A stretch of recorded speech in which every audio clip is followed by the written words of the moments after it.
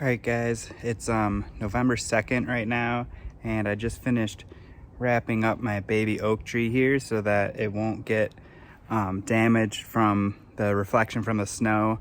You can see the morel bed behind me is holding up really nicely. It's holding the moisture for every like 4 or 5 days. So you can see it's quite damp in there, and then I lifted up one of the bags and you can see the condensation from the mycelium. So the last mushrooms I'm gonna plant in the fall before the freeze are these bluefoot mushrooms. So it's a Clitocybe nuda, and I'm going to bury these in this the tomato bed behind me. So I left a couple carrots here. You can see these giant carrots. I'm gonna leave those for the rabbits, and then I'm gonna plant my mushrooms here. So I've got some straw that I'm gonna use as a casing, and then we've got some leaves that are freshly fallen from the tree in our front yard. So I'm gonna add that and mix in the spawn.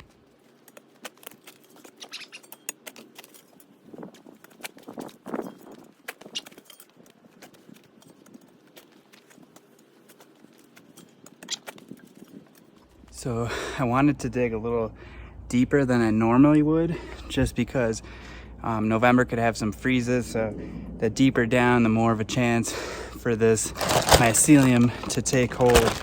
But I'm gonna go ahead and rip this bag open and spread the spawn, and then leaves on top, and then a couple intermediate layers like a lasagna. So you can think of it like lasagna, and then I'll cover it up with this straw here to hold down that moisture until the snow.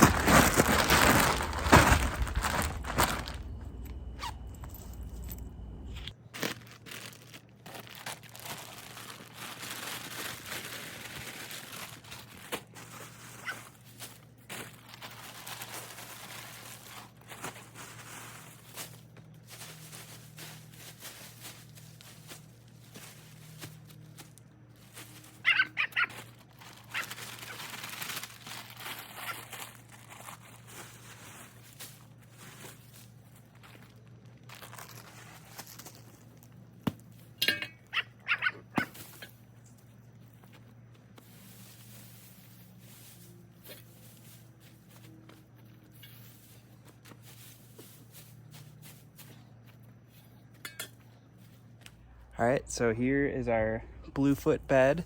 We've got our straw laid out. I'm gonna water it in and put some burlap over the top to kind of lock it in place.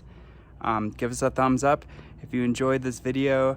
Subscribe if you're looking forward to more videos like these. I've got another method for morels that I'm gonna film out at our property in Sedalia. So we've got our morels going. We've got these bluefoots.